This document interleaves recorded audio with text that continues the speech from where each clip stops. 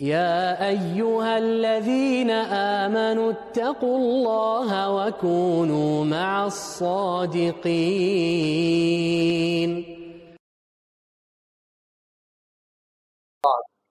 اعوذ باللہ من الشیطان الرجیم، بسم اللہ الرحمن الرحیم۔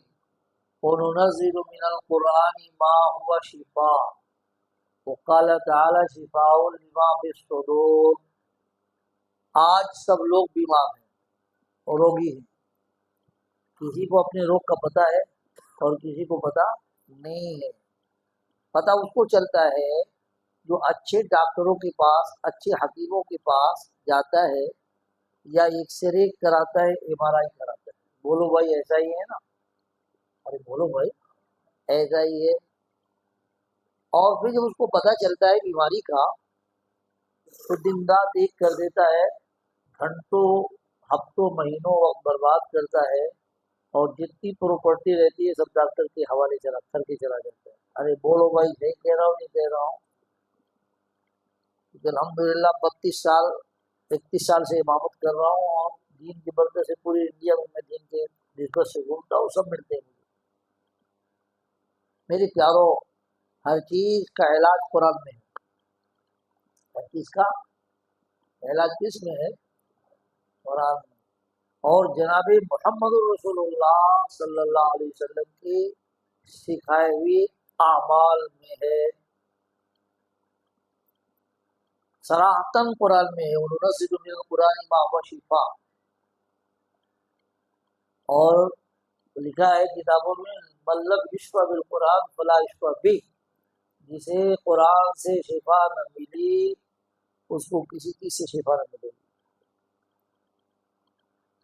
اور بارہا آپ نے سنا بھی ہوگا کہ طبیب ڈاکٹر اچھے مدینہ آتے تھے اور خالی واپس جاتے تھے، کوئی بیماری نہیں ان کے پاس آتا تھا۔ سنیں آپ بھی نہیں سنیں؟ اور یہاں دیکھو اس وقت سب سے بڑھیا کاروبار ڈاکٹری پڑھانا اور ہاسپٹل کھولنا ہے۔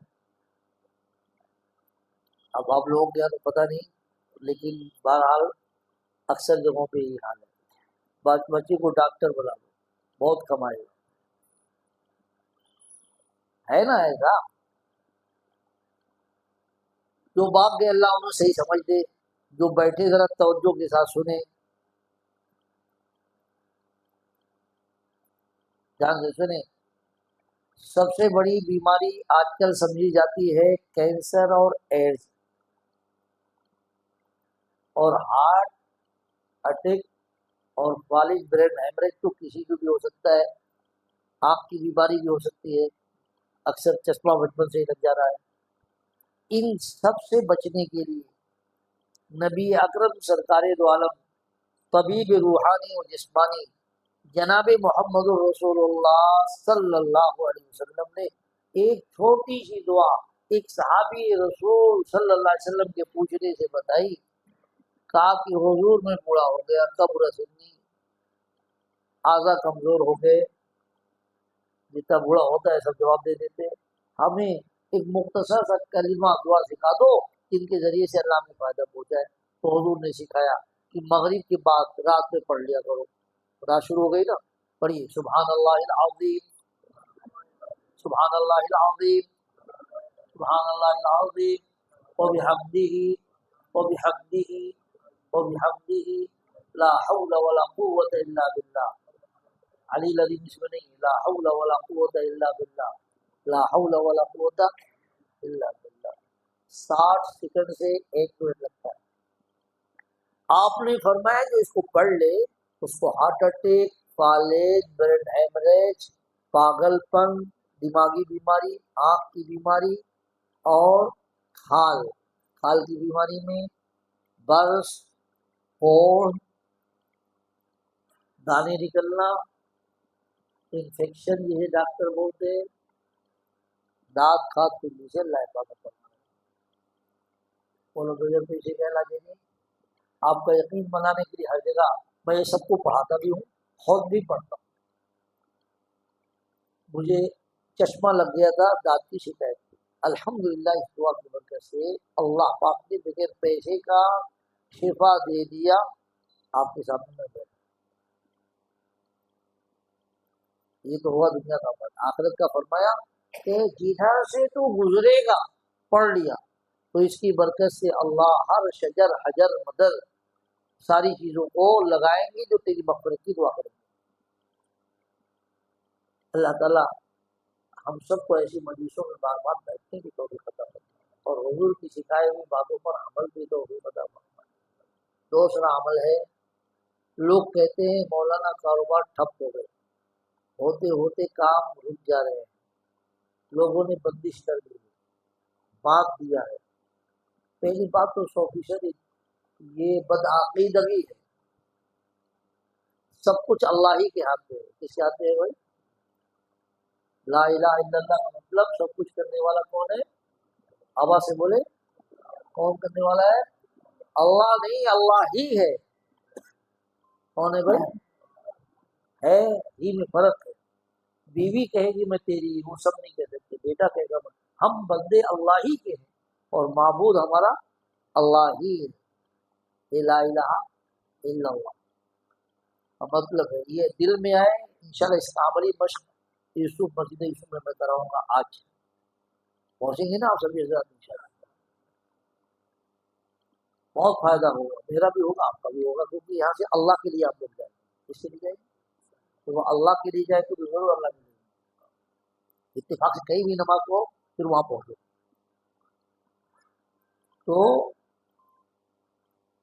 اللہ نے، اللہ کے نبی نے بہت آسان دعا بتائی. رات میں کوئی 7 مرتبہ پڑھ لے، حسبی اللہ لا الہ الا ہو علیہ توکلت وہو رب العرش العظیم. یہ سورۃ توبہ کی قرآن کی آیت ہے. امام صاحب سے اور عالم صاحب سے، مجھے عبداللہ صاحب سے، مفتی صاحب سے آپ لوگ بات میں معلوم کر لینا اگر بھول جانا. اگر کوئی 7 مرتبہ پڑھ لے تو اللہ کے نبی نے اللہ کی طرف سے کہا ما ينطق عن الهوى ان هو الا وحی یوحى. نبی اپنی طرف سے کوئی بات کہے ہی نہیں، وہی کہے جو اللہ نے کہلوایا. وہ ہے کہ اللہ نے کہا، اللہ کی نبی کی زبانی، کیسا بھی رکا ہوا کام اللہ پورا کر دے گا. رات میں پڑھے مغرب بعد تو صبح تک، اور صبح کو پڑھے تو شام تک. تو دونوں فائدہ ہو گیا، ایک تو صحت کا اور دوسرے کام کا ہو گیا. تیسرے، جہنم سے اللہ بچائے، جنت میں داخل کرے، اس کے لیے اللہم اجرنا من النار 7 مرتبہ، آیت الکرسی 1 مرتبہ یا 5 مرتبہ یا 20 مرتبہ، اور سورہ حشر کی آخری آیت، سورہ حشر کی اعوذ باللہ السمیع العلیم من الشیطان الرجیم 3 مرتبہ پڑھ کے هو اللہ الذی سے آخر تک پڑھوں گا تو شوق لگے گا. یہ نیت میں کرا رہا ہوں، اس پر عمل کرے. رات بھر 70,000 فرشتے مغفرت کریں گے، اور حضور نے فرمایا مر گیا تو شہیدوں کا مرتبہ پائے گا. لیکن اسے جو عمل کرے گا ہے. اب عمل کیسے کریں گے؟ تو اس کا طریقہ مولانا الیاس صاحب رحمۃ اللہ علیہ جس کے ذریعے سے دعوت و تبلیغ کا پوری دنیا میں کام چلا، جنہوں نے خود اس پر عمل کیا، فرمایا کہ اس کے الفاظ قاریوں سے سیکھ لینا، سیکھتے رہنا. سیکھیں گے نا انشاءاللہ. اور اس کے معنی مطلب علماء سے پوچھ لینا. معنی مطلب ہم کیا پڑھتے اس کو سمجھنا چاہیے، اور کسی اللہ والے سے بیعت ہو کر کے ان اسباب کی اجازت لینا، جیسا کہ صحابہ حضور سے پوچھتے تھے، حضور انہیں بتاتے تھے. حضور نے اور ہمارے اکابر بھی اپنے بڑوں سے پوچھے. تو یہ 3 لوگوں سے مل کے جب کام کریں گے تو یقین کے ساتھ صحیح پڑھ کر کم وقت میں زیادہ فائدہ حاصل کریں گے، اور کیسے بھی پڑھیں گے تو وہ پورا فائدہ حاصل نہیں ہوگا. اس کے علاوہ بہت سی باتیں ہیں، انشاءاللہ 3 دن میں لگاؤں گا یہاں پہ اس علاقے میں. 10 دن ایک اشرا گجرات کے لوگوں کو میں دیتا ہوں، جہاں پہ اللہ چاہتے ہیں لے جاتے ہیں.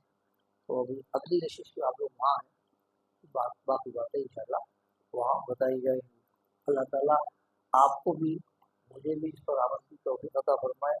1 منٹ میں ایک بات اور بتا دیتا ہوں، ذرا دھیان سے سننا. یہ سب بیماریوں کا علاج چاہیے کہ نہیں چاہیے؟ ارے بولو بھائی. ہر آدمی زیادہ نہیں بیمار نہ ہو.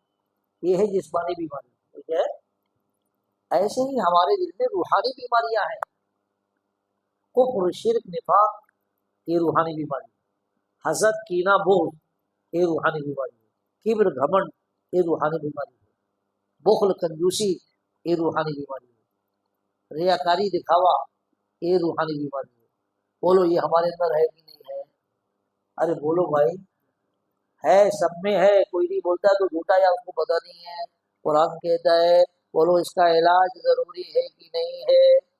اس کا علاج کسی ڈاکٹر حکیم کے پاس نہیں ہے، اس کا علاج صرف اور صرف قرآن میں، حدیث میں اور اولیاء اللہ کے پاس ہے۔ اس کے پاس ہے بھائی، اور ان سے جڑیں گے، اپنا علاج کرائیں گے نا، اللہ کرے کہ علاج کرا لو، نہیں علاج کراؤ گی تو قبر میں علاج ہوگا۔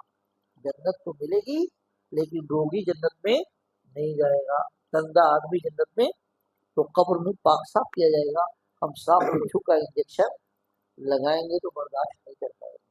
تو اس لیے میرے بھائیوں، یہ بھی ضروری ہے کہ انشاءاللہ اس میں بھی کچھ روشنی وہاں ڈالی جائے گی اور اس کا مختصر علاج بنا جائے گا، بغیر پیسے کا ہے، کیسا ہے بھائی؟ بغیر، لیکن ہم اس کو سیکھتے نہیں ہیں۔ اللہ تعالیٰ جتنی باتیں کہے گی اللہ سب پہ عمل کی توفیق عطا فرمائے اور دوسروں تک صحیح پہنچانے کی توفیق عطا فرمائے، آمین وآخر دعوانا الحمدللہ رب العالمین۔ جزاکم اللہ خیر۔